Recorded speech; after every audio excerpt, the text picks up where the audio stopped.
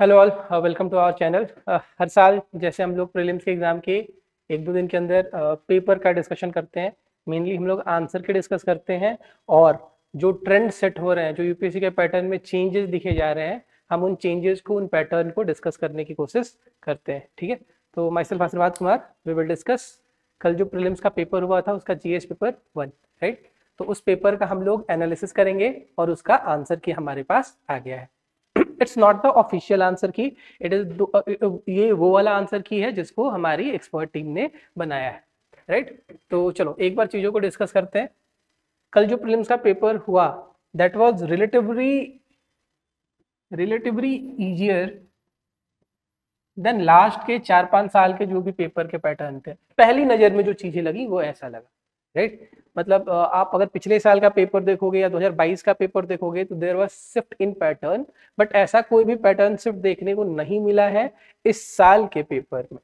इस साल का पेपर में क्वेश्चन कुछ हद तक, सर्टेन डिग्री तक डायरेक्ट थे। मे बी वो बच्चे इस बात को नहीं समझ पाए या नहीं एक्सेप्ट कर पाए जिन्होंने पहली बार एग्जाम दिया है, बट जिनका तीसरा चौथा अटेम्प्ट है, जिन्होंने 22 का एग्जाम, 23 का एग्जाम दिया है, उनको ये बात पता होगा कि सर 23 का पेपर, 22 का पेपर वह स्लाइट डिफिकल्ट थोड़ा सा एग्जामिनेशन। देखो एक और फैक्ट ये है कि 24 घंटे बाद पेपर एनालाइज करना outside the examination centre is certain advantageous होता है। मतलब उस प्रेशर को आप फील नहीं कर रहे हो, आपके पास टाइम का लग्जरी है, आपके पास अटेम्प्ट का वो प्रेशर नहीं है। तो वो क्लासरूम के बाहर, एग्जामिनेशन हॉल के बाहर चीजों को एनालाइज करना, समराइज करना, राइट, वो थोड़ा डिफरेंट हो जाता है रैदर आप जब उस एग्जामिनेशन हॉल में बैठ के देखते हो तो। But paper was slightly on easier side, slightly जो पिछले 4-5 साल का ट्रेंड था उससे थोड़ा सा ये आसान था। कुछ क्वेश्चंस आपको डायरेक्ट भी थे और lot of things were from our own material. जो प्रीवियस ईयर क्वेश्चन की हमारे बुक है या जो पावर बैंक वगैरह है, उसमें से बहुत सारा क्वेश्चंस आपको देखने को मिलेगा। तो आइए हम लोग पेपर का अब एनालिसिस करते हैं। देखो सबसे पहला क्वेश्चन पॉलिटी से रिलेटेड है, जिसमें आपको फैक्ट पूछ रहा है। किसके बारे में फैक्ट पूछ रहा है? ये फैक्ट पूछ रहा है आपसे डिलिमिटेशन कमीशन के बारे में। डिलिमिटेशन कमीशन आपको पता है क्या होता है? जब भी लोकसभा की और असेंबलीज की इलेक्शंस होती हैं तो हमने कंट्री को लोकसभा के केस में और स्टेट को असेंबली के केस में छोटे छोटे कॉन्स्टिट्यूएंसीज में डिवाइड किया है। उस कॉन्स्टिट्यूएंसीज में डिवाइड करने के लिए जो कमीशन बनती है, that commission is delimitation commission. तो आपसे पूछ रहा है कि 2023 तक गवर्नमेंट ऑफ इंडिया ने कितने डिलिमिटेशंस बनाए हैं। तो जिन्होंने डिलिमिटेशंस के बारे में बेसिक पढ़ा होगा उनको पता होगा कि सर अभी तक टोटल कितने बने, 4 बने, राइट। क्लियर है? एकदम सिंपल सा सवाल था। डिलिमिटेशन कमीशन यूपीएससी प्रीलिम्स में कई बार आया हुआ है और one of the most important topic था इस साल के पेपर के लिए। अब इससे आसान आपसे क्वेश्चन देखो इस टॉपिक से नहीं पूछा जा सकता कि डिलिमिटेशन कमीशन ही बनी कितनी बार, राइट। मैं जब भी ये बोलता हूँ कि इससे आसान, लोग थोड़े से नाराज हो जाते हैं कि आप तो आसान कह देते हो, बट ये लिटरली आसान है। अगर डिलिमिटेशन कमीशन के बारे में आप 4 बात पढ़ने जाओगे, केवल 4 टॉपिक पढ़ने जाओगे, 4 पॉइंट्स पढ़ने जाओगे, उसके अंदर ये टॉपिक कवर हो जाता है। ठीक है, चलिए तो अपन दूसरे क्वेश्चन पे चलते हैं। दूसरा क्वेश्चन है हमारा 8th शेड्यूल से रिलेटेड। 8th शेड्यूल यूपीएससी ने बहुत बार पूछी है। 8th शेड्यूल में कौन कौन से लैंग्वेजेस हैं ये आपको बताया गया है। 8th शेड्यूल में कौन कौन से अमेंडमेंट हुए हैं ये आपको पता होना चाहिए। तो 8th शेड्यूल से रिलेटेड जो हमारा क्वेश्चन है, ये भी इंपॉर्टेंट टॉपिक माना जाता है यूपीएससी के हिसाब से, और इसका सही आंसर है option A. Option A, that is 1 Konkani, Manipuri and Nepali, Maithili was added बाद में। ठीक है, जो थर्ड हमारा क्वेश्चन है ये हमारा थोड़ा सा, वो जो एनसीईआरटी है ना पॉलिटी वाली 11th-12th वाली, वहां से, या फिर अगर आप इंडिया आफ्टर इंडिपेंडेंस वगैरह जैसी चीजें पढ़ोगे तो वहां पे आपको पता चलेगा कौन सी पार्टी को किस लीडर ने बनाया था। पहली तो सबको पार्टी, पहला वाला जो है ऑप्शन, वो तो सबको पता है, इट इज अबाउट हु, भारतीय जनसंघ, बीजेपी जिसको आज के नाम में आप जानते हो, उसकी पहली वाली पार्टी भारतीय जनसंघ हुआ करती थी। फिर सोशलिस्ट पार्टी के बारे में है, कांग्रेस फॉर डेमोक्रेसी के बारे में, और स्वतंत्रता पार्टी के बारे में है। तो इसका करेक्ट आंसर क्वेश्चन नंबर 3 का है हमारे हिसाब से option B, right. Option B is the correct answer of question number 3, right. अब उसके बाद चलते हैं हम लोग क्वेश्चन नंबर 4 पे। क्वेश्चन नंबर 4, आपसे देखो पॉलिटी में इस बार इसने थोड़े बहुत फैक्ट्स ज्यादा पूछे रैदर देन बीइंग बहुत ज्यादा एनालिटिकल। पार्ट से क्वेश्चन पूछा है, ऑफिशियल लैंग्वेजेस के अमेंडमेंट से क्वेश्चन पूछा है, और फिर आपसे पार्टीज वगैरह के फाउंडर्स वगैरह से क्वेश्चन पूछा है। जनरली इस टाइप के क्वेश्चन सीडीएस वगैरह में, सीएपीएफ वगैरह एग्जाम में ज्यादा पूछे जाते हैं रैदर देन यूपीएससी के प्रीलिम्स में, जो रीसेंट ट्रेंड्स है वो भी। बट फिर भी जब आप प्रिपेयर करते हो, आप ये तो थोड़ी ना बोलोगे कि हमें फैक्ट्स नहीं पढ़ने, आपको पढ़ने पड़ेंगे। आप ये थोड़ी ना बोलोगे कि सर हमें तो केवल एनालिसिस आती है, फैक्ट नहीं पढ़ेंगे, अपन शेड्यूल याद नहीं करेंगे, अपन पार्ट्स याद नहीं करेंगे। और ये भी अगर आप देखोगे, तो ये जो क्वेश्चंस हैं पार्ट्स के, म्युनिसिपैलिटीज के, इमरजेंसी प्रोविजंस के, अमेंडमेंट के, ये इंपॉर्टेंट कॉन्स्टिट्यूशनल प्रोविजन है। जैसे ही आप अमेंडमेंट पढ़ोगे तो आप बताएगा कि पार्ट 20 में, इमरजेंसी पढ़ोगे तो पार्ट 18 वगैरह में ये सारा आपको बताया जाता है। तो the correct answer of this question is option D. ठीक है, अब देखो, अब ये वाला क्वेश्चन थोड़ा सा पुराना हो गया है बट इसको आप सॉल्व कर सकते थे। Inter state trade list, inter state trade and commerce is a state list. अच्छा, inter state migration is a state list. अब दो स्टेट के बीच का माइग्रेशन स्टेट लिस्ट कैसे हो सकता है? गलत है, राइट। अब inter state quarantine is a union subject under the union list. जब कोविड लगा था तो ये सारी बातें न्यूज में थी कि क्वारंटाइन वगैरह से रिलेटेड जो चीजें हैं वो कहाँ चली जाएंगी? वो चली जाएंगी हमारी यूनियन लिस्ट में। कॉर्पोरेशन टैक्स वगैरह रिलेटेड जो चीजें स्टेट लिस्ट में, गलत बातें हैं ये सब। उसके बाद जो हमारा नेक्स्ट क्वेश्चन है, क्वेश्चन नंबर 6। क्वेश्चन नंबर 6 एकदम सिंपल क्वेश्चन, यूपीएससी ने पता नहीं कितने बार राइट टू प्रिवेसी से पूछा है क्वेश्चन। राइट टू प्रिवेसी पूछ रहा है कि किस आर्टिकल के अंदर आता है। तो the correct answer of this question is article 21। Right to privacy आपको कई बार बताया गया होगा कि राइट टू प्रिवेसी आर्टिकल 21 के अंदर आता है। Coming to the question number 7, हम लोग एक एक क्वेश्चंस को बहुत ज्यादा डिटेल में डिस्कस करेंगे rather than explaining answers. It is very important कि आप क्वेश्चन समझो, क्वेश्चन पूछा क्यों गया है और उसमें क्या क्या और चीजें निकल सकती हैं जिससे आपके आगे का प्रिपरेशन बेहतर हो पाए। ठीक है, तो क्वेश्चन नंबर 7 में आपसे पूछा जा रहा है ड्यूटीज। किसकी ड्यूटीज पूछ रही है? Chief of defence staff. जो हमारा चीफ ऑफ डिफेंस स्टाफ है, सीडीएस जिसको आप लोग कहते हो पॉपुलरली, उनका हमें वो बता दो, फंक्शंस वगैरह बता दो, ड्यूटीज वगैरह बता दो। ठीक है, तो इसमें जो फर्स्ट स्टेटमेंट है परमानेंट चेयर, पहले इसका आंसर बता देता हूँ। The correct answer of question number 7 is your D option. तो जिसने डी किया होगा उसका सही है, जिन्होंने डी नहीं किया होगा उनका गलत है। सेकंड वाला स्टेटमेंट गलत है। सेकंड वाला स्टेटमेंट जो कह रहा है एक्सरसाइज मिलिट्री कमांड, ये बात गलत हो जाती है, राइट। चलिए, उसके बाद फिर जो हमारा क्वेश्चन नंबर 8 है, इसको अच्छे से देखते हैं। क्वेश्चन नंबर 8 में आपसे पूछ रहा है कि इंडियन आर्मी वगैरह ने या फिर इंडिया के ने बहुत से ऑपरेशंस लीड किए हैं, बहुत से ऑपरेशंस को एग्जीक्यूट किए हैं। कई बार डिजास्टर मैनेजमेंट के लिए, कई बार इंडियन ओशियन में पायरेसी वगैरह के लिए, कई बार कहीं पे अर्थक्वेक आ गया, कहीं पे सुनामी आ गई, या फिर कई बार आर्मी कॉमन पीपल से रिलेशंस को इम्प्रूव करने में भी बहुत से स्कीम्स वगैरह को, बहुत से ऑपरेशंस वगैरह को, बहुत से मूवमेंट वगैरह को एग्जीक्यूट करती है। तो जो क्वेश्चन नंबर 8 है वो उसका सही आंसर है ऑपरेशन सद्भावना, जिसका एम ये था कि आर्मी लोकल पॉपुलेशन के साथ कोऑर्डिनेट करे और जो बेसिक नीड्स है वहां के लोगों का उसको और इम्प्रूव करे। उसके बाद question number 9 typical SSC type question पूछा है, फैक्ट बेस्ड क्वेश्चन है, आता है तो आता है, नहीं आता है तो नहीं आता है टाइप, जिसमें आपसे ये पूछा जा रहा है कि जो लॉन्गेस्ट बॉर्डर है दो कंट्रीज के बीच में वो कौन है? तो इसका सही आंसर है कनाडा एंड यूएस के बीच में लॉन्गेस्ट बॉर्डर है। अब एथिक्स कमेटी के बारे में क्वेश्चन है, दैट वाज इन न्यूज बहुत ज्यादा, तो एक डायरेक्ट क्वेश्चन इस पे बन गया है। सबसे पहला ये है कि एथिक्स कमेटी के बारे में ये बताओ कि initially it was an ad hoc committee. ये सही बात है, इनिशियली एक एडहॉक कमेटी बनी थी। Only a member of Lok Sabha can make a complaint, गलत बात है। केवल मेंबर ऑफ लोकसभा नहीं, कोई भी पर्सन किसी मेंबर के थ्रू, देयर इज डिफरेंस, वो कहाँ अप्रोच कर सकता है? एथिक्स कमेटी को अप्रोच कर सकता है। सेकेंड स्टेटमेंट गलत होते ही आपको आंसर मिल जाएगा। 10 का answer should be C, right. Second वाले स्टेटमेंट गलत है, 10 का answer should be C.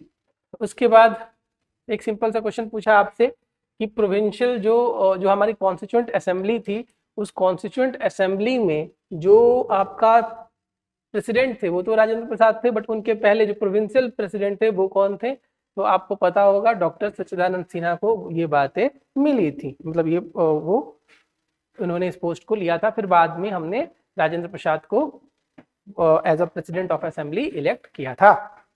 Coming to the question number 12, question number 12 आपका पूछ रहा है गवर्नमेंट ऑफ इंडिया एक्ट से रिलेटेड। इसका सही आंसर है, क्वेश्चन नंबर 12 का आंसर है A. The second statement is wrong where as the first is correct. बहुत सिंपल क्वेश्चन है, मतलब government of India act 1935, 1909 and 1919 ये one of the most important topics होते हैं। जब आप हिस्ट्री पढ़ो या फिर पॉलिटी में कॉन्स्टिट्यूशनल डेवलपमेंट पढ़ो, वहां से ये डायरेक्ट क्वेश्चन पूछा है। Now coming to question 13, question 13 में एक वर्क है भाषा, उसका कंट्रीब्यूट मतलब उसका एट्रीब्यूट जो है वो बताया जा रहा है कि which of the following is a work attributed to playwright भाषा।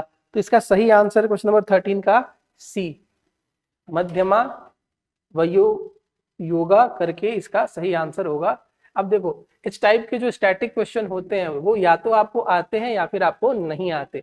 तो इन क्वेश्चंस में बेवजह एलिमिनेशन यूज करने का, अगर आपको इन ऑप्शंस के बारे में कुछ भी पता नहीं है तो बेवजह इस टाइप के क्वेश्चंस करने का कुछ खास फायदा नहीं होता है। आता है तो आता है, नहीं आता है तो फिर नहीं आता है। फिर आपके पास क्वेश्चन नंबर 14 है जो आपसे ये कह रहा है कि संगा भूटी जो एक इंडियन बुद्धिस्ट मॉन्क था, ये चाइना ट्रेवल किया था at the end of the 4th century.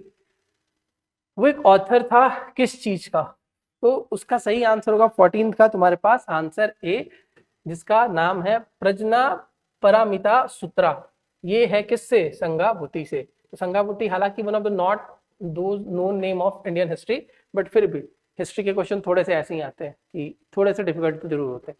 उसके बाद coming to the next question, next question में आपसे पूछ रहा है which of the following properties are included in the world heritage list release by UNESCO. तो इसका सही आंसर है डी, बोधगया में भी जो है होयसाला का भी, रानी की वाव और शांति निकेतन, इन चारों के चारों को क्या माना गया है? जो यूनेस्को का हेरिटेज लिस्ट है उसके अंदर हमने इसको डाला है। Now coming to the next question, question number 368 one of the simplest question जो आपसे पूछा गया है कि जो आर्टिकल 368 जो अमेंडमेंट प्रोसीजर आता है उसमें आप मुझे बताओ कि पार्लियामेंट अमेंड कर सकती है, कैसे कर सकती है? तो इसका सही आंसर होगा सारे के सारे जो तरीके लिखे गए हैं आप ऐड कर दो, वेरिएशन कर दो या रिपील कर दो, आप किसी भी तरीके से इसको कर सकते हो। तो इसका सही आंसर होगा 1 2 3। Now coming to the question number 17 जिसमें आपसे पूछ रहा है कि कंसीडर द फॉलोइंग कंट्रीज, जिसमें इटली है, जापान है, नाइजीरिया है, South Korea and South America है। आपसे पूछ रहा है कि लो बर्थ रेट किस कंट्री का है? Low birth rate, aging population या फिर डिक्लाइनिंग पॉपुलेशन, बताइए इनमें से किस कंट्री का है? तो जो 17th होगा उसका सही आंसर होगा ए, 1 2 एंड 4। ठीक है, 1 2 एंड 4। देखो जो डेवलपिंग कंट्री होती हैं उनके साथ ऐसा नहीं होता कि उनका बर्थ रेट लो रहेगा, to be very clear. Nigeria और साउथ अमेरिका देखने से ही लग रहा है डेवलपिंग कंट्री है तो इनका बर्थ रेट हाई होता है, राइट? तो इसलिए इसका आंसर क्या हो जाएगा? 1 2 and 4। Now coming to money bill related question, one of the आसान सवाल पॉलिटी का, जिसमें कह रहा है कि मनी बिल से रिलेटेड जो स्टेटमेंट्स दिए गए हैं आप वो बताइए कि उसमें से क्या सही है क्या गलत है। This is our question number 18 and the correct answer of question number 18 is 1 2 and 3, that is option C is correct. ठीक है, 4th स्टेटमेंट गलत क्यों है? क्योंकि मनी बिल का जब आप बेसिक ही पढ़ते हो तो आपको बताया जाता है कि जो राज्यसभा का पावर है वो मनी बिल के केस में बहुत ही लिमिटेड है। राज्यसभा ज्यादा से ज्यादा सजेशंस दे सकता है और सजेशंस देने के प्रोसेस में राज्यसभा की जो सजेशंस हैं उसको लोकसभा एक्सेप्ट कर भी सकता है और नहीं भी कर सकती है। हैव टू बी एक्सेप्टेड है तो ये स्टेटमेंट गलत हो गया। तो सही आंसर इज आंसर 4।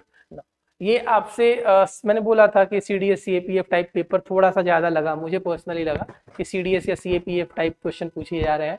तो इसमें इसने क्या किया कि आर्मी, एयरफोर्स और नेवी के जो ऑफिसर्स होते हैं उनकी हायरार्की कंपेयर करा रही है कि अगर आर्मी में ब्रिगेडियर है तो उसके एयरफोर्स में उनकी जगह पे कौन होते हैं, नेवी में कौन होते हैं, सिमिलरली मेजर जनरल मेजर वगैरह की जगह पे पूछा है।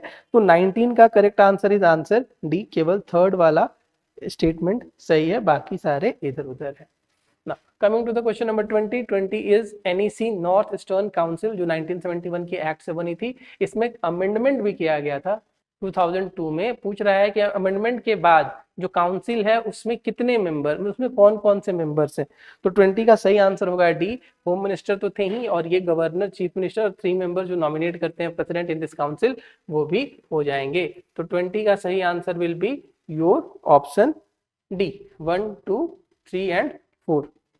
Now coming to the question number 21 में आपसे नारी शक्ति वंदना अभियान जो था recently, women development, women reservation bill वगैरह जो लोकसभा वगैरह में है, उससे पूछा जा रहा है, उसका ये आंसर है। तो 21 का सही आंसर होगा, क्वेश्चन नंबर 21 का सही आंसर है option C, 2 and 3 are correct, 18th वाला गलत है। सिंपल है यार, अगर आपको पता होगा कि अभी का लोकसभा का इलेक्शन कौन सा था तो ये क्वेश्चन आपसे सॉल्व हो जाता। फिर आपसे पूछ रहा है एक्सरसाइज मित्र शक्ति पूछा जा रहा है, उसके बारे में आप मुझे बता दो। पता नहीं इस बार थोड़ा सा ये डिफेंस ओरिएंटेड पेपर थे, ऐसा मतलब मुझे लग रहा है देख के, it was more about CAPF and CDS, ये बार बार मैं बोल रहा हूँ because of some obvious reason.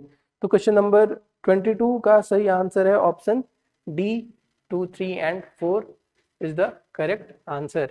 उसके बाद आपसे प्रोहिबिशन के बारे में पूछा जा रहा है, जो आर्टिकल 32 पढ़ते हो, उस आर्टिकल 32 के अंदर आपको रीड्स पढ़ाए जाते हैं। उसी रीड्स में एक इंपॉर्टेंट रीड्स आता है, इंपॉर्टेंट रीड्स है प्रोहिबिशन, आपने पढ़ा है कि वो वेरेंटो, मैंडेमस, प्रोहिबिशन, सरसरी, ठीक है। तो उन रीड्स में आपसे प्रोहिबिशन पूछा है। तो प्रोहिबिशन में क्या होता है, प्रोहिबिशन में प्रोहिबिट कर देता है, जो हायर बॉडी है, जो हायर जुडिशरी है, वो लोअर जुडिशरी को प्रोहिबिट कर देगी कि आप इसको अब मत करो, हो गया।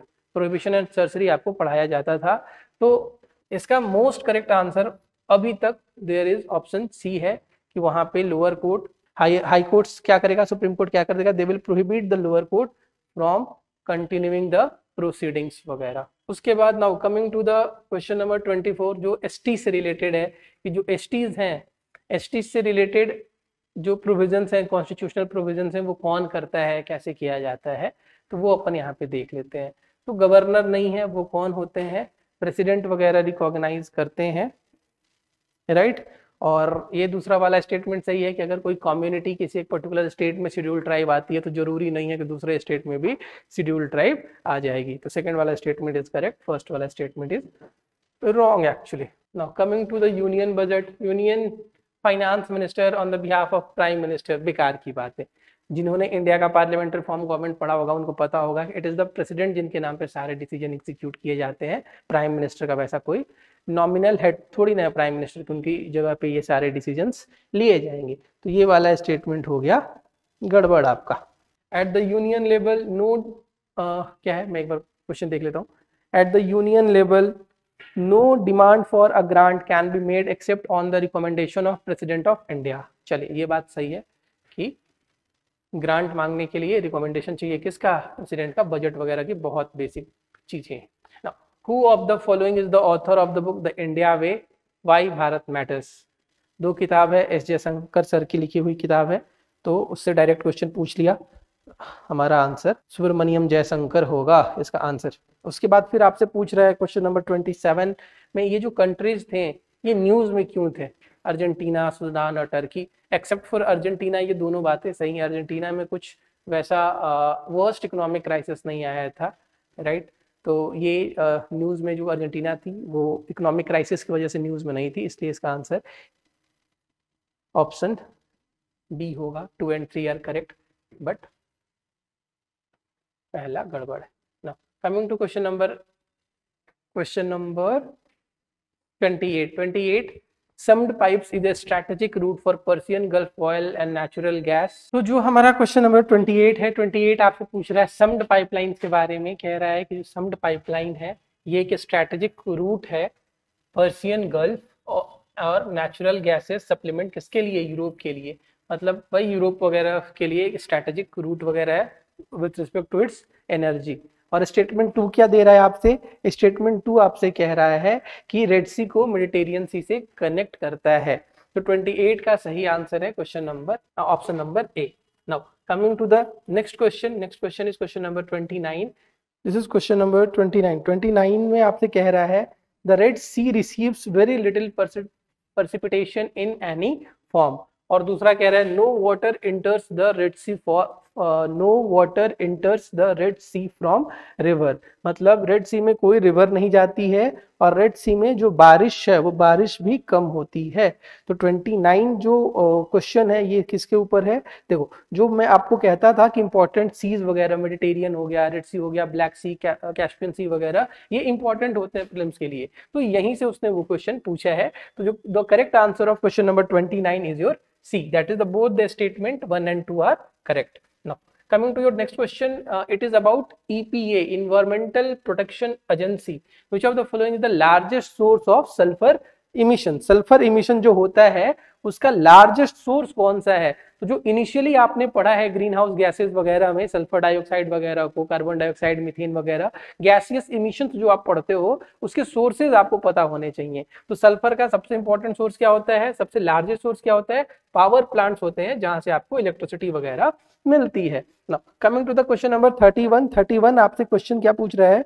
31 में आपसे पूछ रहा है, if the United State were to default on its debt, holders of the US treasury bond will not be able to exercise their claim to receive payment। कल को अगर यूएसए अपने कर्जे पे डिफॉल्ट कर जाता है तो जो यूएस के ट्रेजरी बॉन्ड्स होल्डर होंगे फिर उनको पेमेंट नहीं रिसीव होगा। ठीक है, दूसरा स्टेटमेंट क्या कह रहा है? The USA government debt is not backed by any hard asset but only by the faith of the government. चलो, जैसे मान लो कि कोई कंट्री का डेट है, कोई कंट्री का बॉन्ड है, उस बॉन्ड के पीछे जो जो जो जो हार्ड एसेट होता है, कई बार गोल्ड, कई बार कोई और, जैसे मान लो कि कोई एक डेवलपिंग कंट्री है, डेवलपिंग कंट्री डी मान के चलो, उसके जो बॉन्ड्स है हो सकता है वो इंस्पिरेशन कहाँ से ड्रू कर रहे हो? डॉलर वगैरह से ड्रू कर रहे हो। ऐसा डॉलर के केस में नहीं होता है, राइट? तो जो सही आंसर है क्वेश्चन नंबर 31 का वो है डी, राइट? कि स्टेटमेंट 1 इनकरेक्ट है बट 2 इज करेक्ट। ठीक है, अब स्टेटमेंट 1 देखने में भी बहुत एब्सर्ड लग रहा है कि अगर वो डेट डिफॉल्ट कर गया तो आपको कुछ नहीं मिलेगा, राइट?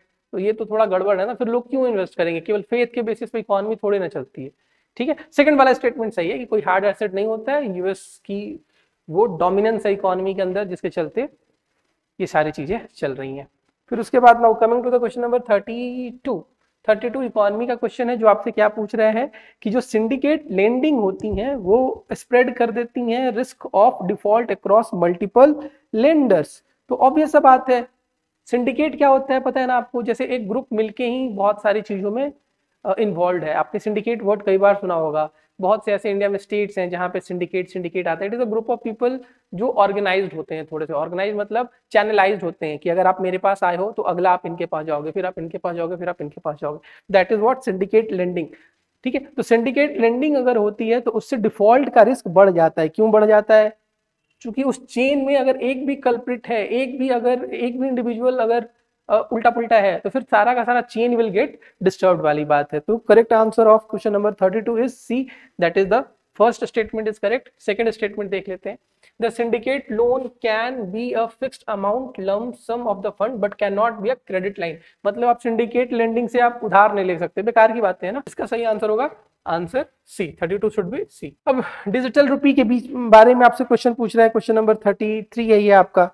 तो 33 का जो करेक्ट आंसर है वो है 33 का आंसर डी है, 1 2 4 आर करेक्ट, थर्ड गलत है। It is insured against inflation bye it's very design. बेकार की बातें हैं, इन्फ्लेशन से कैसे आप डिजिटल रुपी को रिलेट कर मतलब इंश्योर कर पाओगे, नहीं हो पाएगा। उसके लिए अलग से बॉन्ड वगैरह पढ़ते हो आप लोग। उसके बाद क्वेश्चन नंबर 34 जो है वो ट्रेडिशनल बुद्धा के ऊपर क्वेश्चन पूछा है कि with reference to ancient India Gautam Buddha was generally known by which of the following epithets. तो इसका सही आंसर है क्वेश्चन नंबर 34 का आंसर है your option B, 2 and 3 are correct, बाकी गलत है। Now coming to question number 35 में आपको आर्कियोलॉजिकल साइट्स दिए हैं, स्टेट्स दिए हैं और उसके डिस्क्रिप्शंस दिए हैं। पोर्ट टाउन वगैरह कई बार इंपॉर्टेंट हो जाते हैं। ठीक है, तो ये देख लेते हैं। इसका जो सही आंसर है क्वेश्चन नंबर 35 का वो है B, only 2 and 3 are correct, बाकी 1 and 4 गड़बड़ है। Now coming to question number 36 में आपसे ये पूछ रहा है कि जो पोर्ट बना था भटकल में, जिसको पुर्तगीज ने बनाया था मिडिवल पीरियड के दौरान, उसको उसके लिए ऑर्डर किसने दिया था? इसका सही आंसर है कृष्णदेवा राय ने दिया था। One of the most important king जो आपके एग्जाम के लिए इंपॉर्टेंट है, कई बार क्वेश्चन पूछा गया है, इस बार भी आपसे पूछा जाएगा। Now coming to question number 37 Cornwallis के बारे में क्वेश्चन है और क्या कह रहा है वो देख लेते हैं। क्वेश्चन नंबर 37 में वी हैव रैयतवारी सेटलमेंट और परमानेंट सेटलमेंट वगैरह से रिलेटेड क्वेश्चन है, यूपीएससी का one of the most favourite topic है रैयतवारी और वो, तो इसका सही आंसर है question number option number B, B is the correct answer of question number 37. Now coming to question number 38. देखो why what I am trying to say कि बहुत सी चीजें रिपीट हो रही हैं, जो ट्रेडिशनल यूपीएससी के थीम्स वगैरह हैं उन्हीं पे क्वेश्चन पूछा जा रहा है। रैयतवारी सेटलमेंट क्या होता है, जमींदारी सेटलमेंट क्या होता है, वगैरह वगैरह चीजें आपसे हिस्ट्री में भी पूछा है थोड़े बहुत। कुछ कुछ हिस्ट्री के ऐसे टर्म्स हैं टू बी वेरी क्लियर जो आपको एग्जामिनेशन हॉल में अगर आप बैठोगे तो आपको नहीं आएगा, ठीक है। ऐसा हमने ऊपर देखा, मे बी ये साइट्स वाले भी जो क्वेश्चंस थे, ये साइट्स वाले क्वेश्चन भी थोड़े बहुत डाइसी थे, वहां पे एग्जामिनेशन हॉल के अंदर मे बी आप रिकॉल नहीं कर पाओ, तो ऐसा हो जाता है बेटा, ठीक है। उसके बाद coming to question number 38. 38 is related to your Upanishad. There is no parables in Upanishad. Upanishads were composed earlier than the Puranas. The correct answer of question number 38 is B. ठीक है, पुराण और उपनिषद के बारे में आपको पूछा गया है, उपनिषद में पैरेबल्स हैं, ये फैक्ट है, पहला वाला स्टेटमेंट गलत है, this is correct. Coming to the question number 39. 39 is related to your international grain council के बारे में पूछ रहा है कि इंडिया मेंबर है या नहीं है।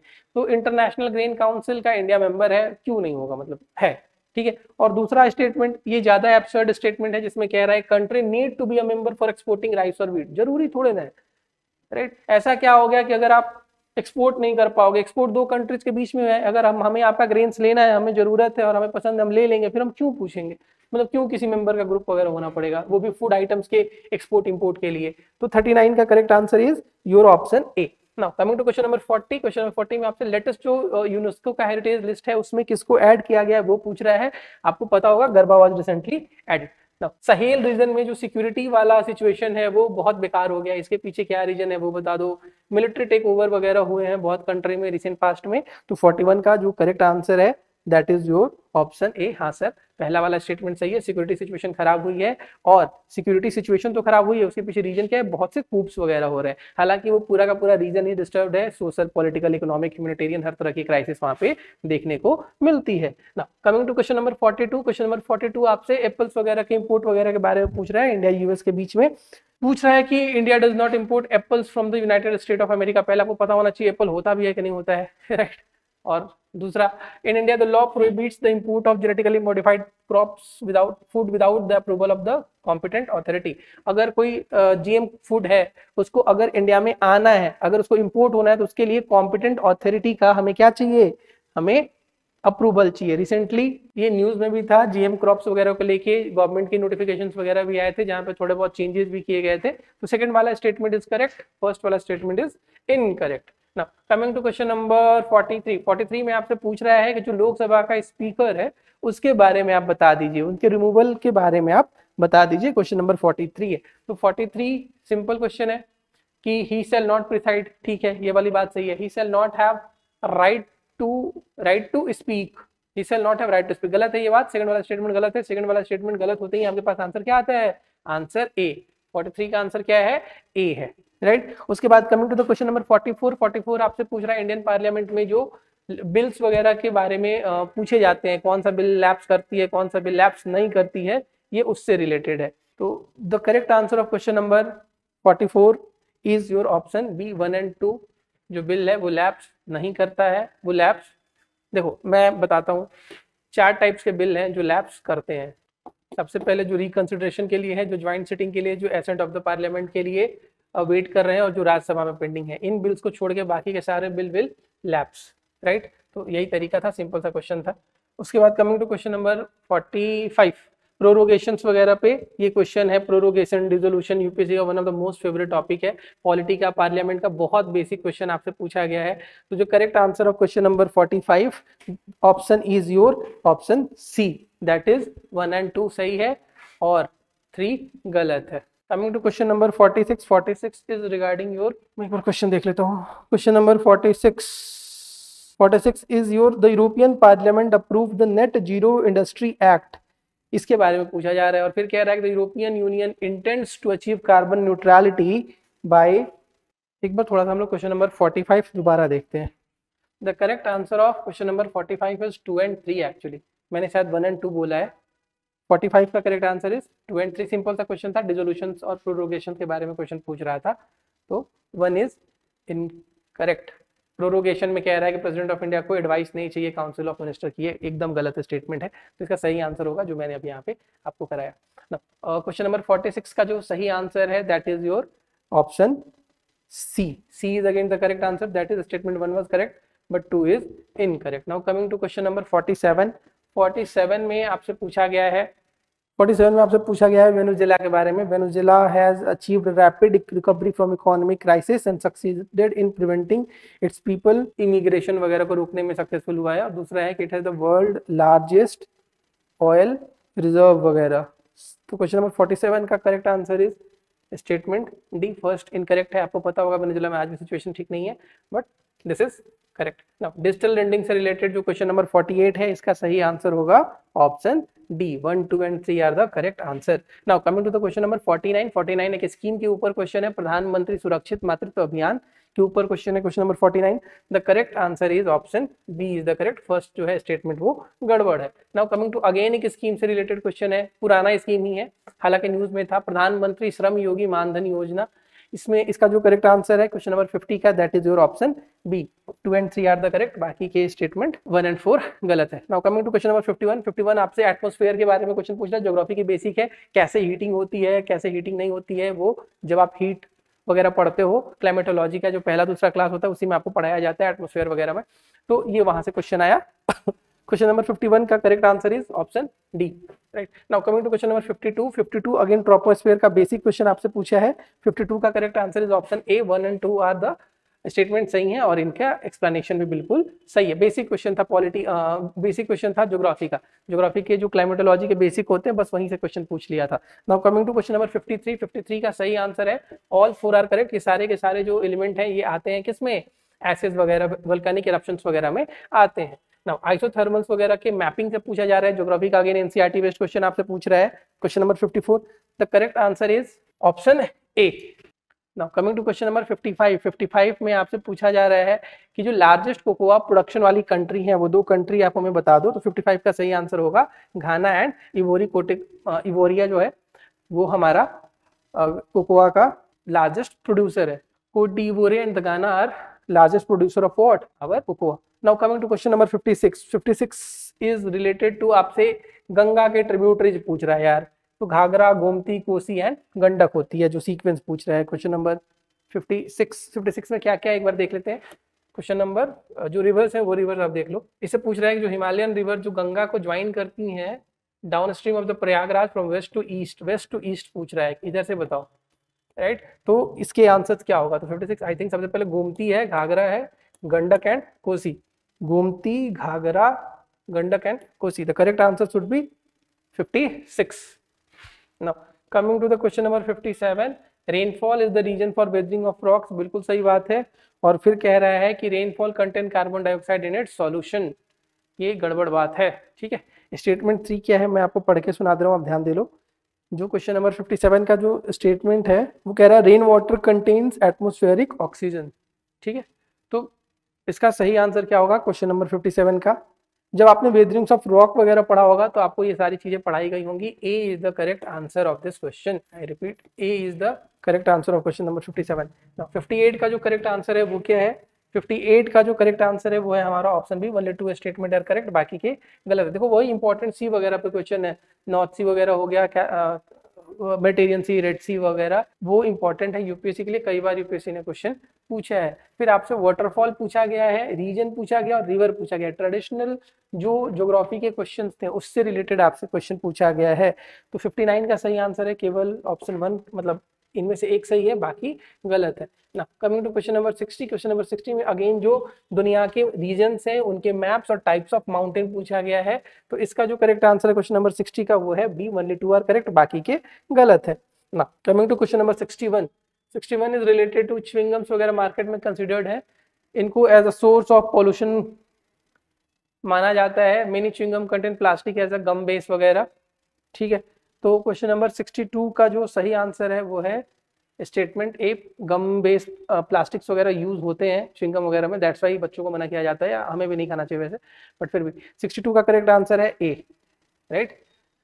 Coming to the question number 63 में आपसे कंट्री है और जो एनिमल जो मिलते हैं उनके बारे में पूछा जा रहा है, ब्राजील, इंडोनेशिया और मडागास्कर, और उसके पैरेलल में हमें कंट्रीज दे दी गई हैं।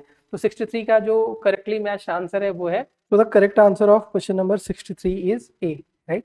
Now moving forward to question number 64 आपसे वर्ल्ड टॉयलेट ऑर्गेनाइजेशन के बारे में क्वेश्चन पूछ रहा है।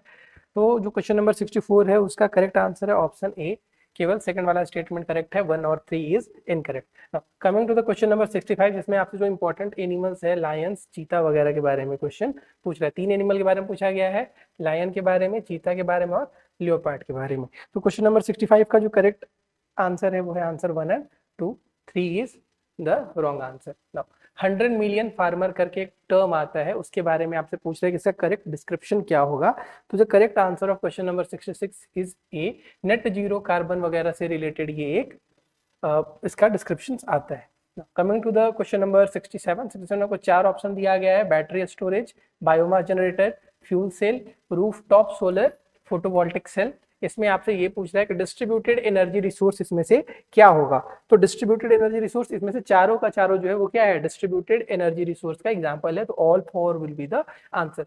Now coming to the question number 68 में आपसे ये पूछ रहा है कि which of the following shows unique relationship with an insect that has co-evolved with it and that is only insect can pollinate this tree। तो आपसे एक इन्वायरमेंट का क्वेश्चन पूछ रहा है, तो correct answer is your fig, ठीक है। उसके बाद now coming to the question number 69 में आपसे ये पूछ रहा है कि पॉइजनस स्पीसीज इनमें से कौन कौन हो सकती हैं, बटरफ्लाइज, फ्रॉग्स और फिश। हो तो कुछ भी सकता है, तो correct answer of the question number 69 should be all 3, right. Now coming to the question number 70 में आपसे पूछ रहा है कि कैजियो, पपाया और रेड सैंडर्स इसमें से नेटिव कौन है। तो इसका सही आंसर क्वेश्चन नंबर 70 का ए, बाकी के 2 गलत है। Coming to the green field projects आपसे पूछा जा रहा है कि इनमें से जो एयरपोर्ट्स बनाए जा रहे हैं उनमें से कौन सा एयरपोर्ट ग्रीन फील्ड प्रोजेक्ट है। आपने ग्रीन फील्ड और ब्राउन फील्ड प्रोजेक्ट वगैरह के बारे में सुना होगा, तो ग्रीन फील्ड इसमें से कौन कौन सा है वो आप देख लो। 71 का आंसर ए होगा, third is not the green field, बाकी के 2 are the green field project थे। With reference to water vapour आपसे क्वेश्चन पूछ रहा है which of the following is correct. तो क्वेश्चन नंबर 72 का आंसर होगा ए, जैसे हाइट बढ़ती है वाटर वेपर कम होते जाता है, और मैक्सिमम कहाँ का पोल पे, ये गलत है, इक्वेटर पे ज्यादा होना चाहिए ना, ह्यूमिडिटी वगैरह से रिलेशन जो इसका है। Coming to the question number 73 UPSC का एक ट्रेडिशनल क्वेश्चन आता है जिसमें वो पूछता है आपसे कि आपसे पूछ रहा है, 4 स्टेटमेंट दिया गया है।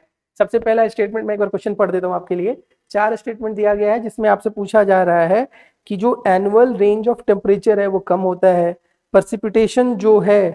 प्रेसिपिटेशन जो है आपका वो साल भर होता है पूरा का पूरा, और जो रेनफॉल है वो 50 to 250 सेंटीमीटर होता है। और लास्ट वाला जो आपसे पूछा जा रहा है कि आप टाइप ऑफ क्लाइमेट बताओ, तो कई लोग उसको इक्वेटोरियल समझ सकते हैं, but the correct answer of this question is your marine west coast climate is the answer. Coming to question number 74, Coriolis force के बारे में पूछा गया है कि कोरियोलिस फोर्स के बारे में आप सही बता दो आंसर। तो कोरियोलिस फोर्स आपका ज्योग्राफी का बेसिक कॉन्सेप्ट है, जिसका 74 का सही आंसर क्या होगा, सी। दोनों के दोनों स्टेटमेंट सही है। अब ये है कि on June 21 every year which of the following latitude experience sunlight of more than 12 hours. June 21, 75 का करेक्ट आंसर होगा डी। 75 का करेक्ट आंसर है D, 2 and 4 are correct. Arctic circle और ट्रॉपिक ऑफ कैंसर में 12 घंटे से ज्यादा का वो लाइट आएगा। आपने पढ़ा होगा अर्थ का जब रोटेशन और टिल्ट आपने पढ़ा होगा, तो आपको ये सारी बातें पढ़ाई जाती होंगी। उसके बाद क्वेश्चन नंबर 76 आपसे पूछ रहा है कि which of the following region has the world largest tropical peatland पूछ रहा है आपसे। तो 76 का जो सही आंसर होगा वो है answer B, Congo basin is the correct answer. जो PFAS होता है ये कंज्यूमर गुड्स वगैरह में यूज होते हैं, इनसे रिलेटेड आप वो बता दो, जो स्टेटमेंट करेक्ट है वो बता दो। तो 77 का करेक्ट आंसर है 1, 2 and 3, ठीक है। जो कई बार ये मैगी से ट्रेंड शुरू हुआ था, मैगी में जो मैग्नीशियम वगैरह मिलते हैं, तब से यूपीएससी क्वेश्चन पूछना शुरू किया है और ऐसे ऐसे केमिकल्स वगैरह के बारे में क्वेश्चन पूछ लेती है। Now coming to question number 78 में आपको ये ऑर्गेनिजम्स वगैरह दिए गए हैं और पूछ रहा है कि इसमें से parasitoid species are found in how many of above kind of organism. तो ठीक है, इसका सही आंसर होगा, चारों के चारों स्टेटमेंट इसके सही होंगे। द करेक्ट आंसर इज 78 का answer C. Now coming to question number 79, जिसमें आपसे पी फैमिली से रिलेटेड पूछ रहा है कि कौन कौन से पी फैमिली हैं। 79 का correct answer is statement C, all three are correct. Now coming to question number 80, question number 80 is flying fox के बारे में। तो फ्लाइंग फॉक्स के बारे में जो पहला स्टेटमेंट दिया हुआ है वो करेक्ट है, दूसरा जो दिया हुआ है वो गलत है। Now coming to question number 81, 81 में द फर्टिलिटी रेट का जो सही आंसर है वो है डी। जो एक विमेन होती है अपने चाइल्ड बियरिंग पीरियड में नंबर ऑफ जो लाइव बर्थ वो दे सकती है, that is your fertility rate. Now coming to लैफ वगैरह के बारे में पूछ रहा है कि लिक्विडिटी एडजस्ट फैसिलिटी किसको मिलती है किसको नहीं मिलती है। तो 82 का जो सही आंसर होगा वो है हमारा 82 का answer is C, is the correct answer. Now coming to corporate bond और गवर्नमेंट सिक्योरिटी से रिलेटेड जो ट्रेड वगैरह से रिलेटेड है, कौन ट्रेड कर सकता है कौन ट्रेड नहीं कर सकता है, ये हमारा क्वेश्चन नंबर 83 है, जिसमें से आपका जो सही आंसर है वो है answer D, is the correct answer. ठीक है, उसके बाद 84 में आपसे पूछ रहा है कि इसमें से कौन सा फिनेंशियल इंस्ट्रूमेंट है और कौन सा फिनेंशियल इंस्ट्रूमेंट नहीं है। ईटीएफ, मोटर व्हीकल्स हो गया या करेंसी स्वैप्स वगैरह हो गया, उसमें का आंसर बताइए। तो 84 का जो करेक्ट आंसर होगा वो आंसर है 84 का आंसर है डी। 85 आपसे पूछा जा रहा है इकोनॉमी और उसका सेक्टर पूछा जा रहा है, कौन प्राइमरी सेकेंडरी टर्शियरी वगैरह बता दो। तो 85 का जो सही आंसर है that is your option B. Now coming to 86 में आपसे एविएशन फ्यूल वगैरह को प्रोड्यूसिंग में कौन से लिपस्टॉक वगैरह हेल्प कर सकते हैं, ये क्वेश्चन हमारा 86 है, इसका सही आंसर है ऑप्शन सी, चारों के चारों यूज कर सकते हैं। Now coming to the question number 87, इसमें आइटम्स दिए गए और कैटेगरी दी गई है। जो बेसिक इकोनॉमिक्स की पहली क्लास होती है उससे रिलेटेड आपका क्वेश्चन था और बताना था कि इसमें से कौन सही है कौन गलत है। तो 87 का correct answer is option B, we have. Now coming to question number 88 में आपसे पूछा जा रहा है कि जो आपको चार जो रिसेंट टेक्नोलॉजी से रिलेटेड जो चीजें हैं वो आपसे पूछी जा रही हैं क्वेश्चन नंबर 88 में। और 88 का सही आंसर अगर आप देखोगे तो ये मेटावर्स वगैरह से है कि 3D वर्चुअल वर्ल्ड वगैरह को बनाया जा सकता है वगैरह, तो दैट इज योर मेटावर्स वगैरह। आरबीआई से रिलेटेड क्वेश्चन नंबर 89 है एंड 89 का करेक्ट आंसर है option B. Coming to question number 90 is more और less related to your CSR fund वगैरह। तो सीएसआर फंड वगैरह से रिलेटेड जो क्वेश्चन नंबर 90 है इसका सही आंसर है option A, first is the correct, बाकी गलत है। आरटीजीएस करके है जो RTG actually it is thermo electric generator के बारे में क्वेश्चन पूछा जा रहा है। तो थर्मो इलेक्ट्रिक जनरेटर के बारे में क्वेश्चन आप बताइए, तो इसका सही आंसर होगा 1 इज इनकरेक्ट, बाकी 2 and 3 are correct. Now coming to the question number 92 आपसे जायंट स्टार के बारे में क्वेश्चन पूछा जा रहा है। तो जायंट स्टार को और डॉफ स्टार्स को इसने कंपेयर कराया है। 92 का जो सही स्टेटमेंट है वो है सही आंसर है वो है आंसर टू। 93 जो आपसे पूछा जा रहा है ब्लड वेसल वगैरह से रिलेटेड क्वेश्चन है, 93 का सही आंसर है ए, 93 नाइट्रिक एसिड। उसके बाद 94 आपसे पूछा जा रहा है कि आप हमको बता दो कि रडार्स वगैरह में किसको यूज किया जा सकता है। तो 94 का सही आंसर है 3, ऑल 3 कैन बी यूज। फिर आपसे पूछा जा रहा है कि 5th जनरेशन फाइटर एयरक्राफ्ट बता दो। तो 5th जनरेशन राफेल वगैरह आपको पता है, राफेल जो है वो इंडिया ने रिसेंटली लिया था। तो इसका सही आंसर है 95 का डी, चाइना के पास और यूएस वगैरह के पास। चाइना के पास एक्चुअली थोड़ा सा वो डाइसी है बट कई लोग मानते हैं वाली बात। तो 5th जनरेशन राफेल वगैरह तो नहीं है। तो 95 का correct answer is option D. फिर 96 आपसे पूछा जा रहा है कि हाइड्रोजेल कहाँ यूज होता है। तो इसका सही आंसर है हाइड्रोजेल इन तीनों में यूज हो सकता है। नाउ कमिंग टू 97 आपसे पूछा जा रहा है फ्यूल सेल इलेक्ट्रिक व्हीकल के बारे में बता दो जिसमें हाइड्रोजन को यूज किया जाता है। तो 97 का सही आंसर है आंसर डी। एग्जॉस्ट पाइप से क्या निकलता है, वाटर वेपर वगैरह निकलता है। 98 आपसे पूछा जा रहा है हाइड्रो पावर से रिलेटेड क्वेश्चन है, इसका सही आंसर है 98 का, यू हैव आंसर सी। उसके बाद 99 मेम्ब्रेन बायोरिएक्टर के बारे में पूछा जा रहा है, ये कैसे यूज होते हैं। तो 99 वेस्ट वाटर ट्रीटमेंट टेक्नोलॉजी में इनको यूज किया जाता है। और इंडियन इकोनॉमी जो वाला जो क्वेश्चन था लास्ट क्वेश्चन सेट सी का, इसका आंसर होगा मनी मार्केट का इंस्ट्रूमेंट है ये। इस तरह से हमारे जो क्वेश्चंस थे उसके आंसर्स मैंने आपको डिस्कस कर दिए। दिस वाज ठीक है, मतलब ये एक प्रोसेस होता है, जो लोग एग्जाम दे के आते हैं वो चाहते हैं कि उनके साथ पेपर डिस्कस हो जाए। हम आगे चलते हैं, what next, this is the most important things जो आपको इस वीडियो से समझना है कि आने वाले टाइम में हम प्रिपरेशन कैसे करेंगे।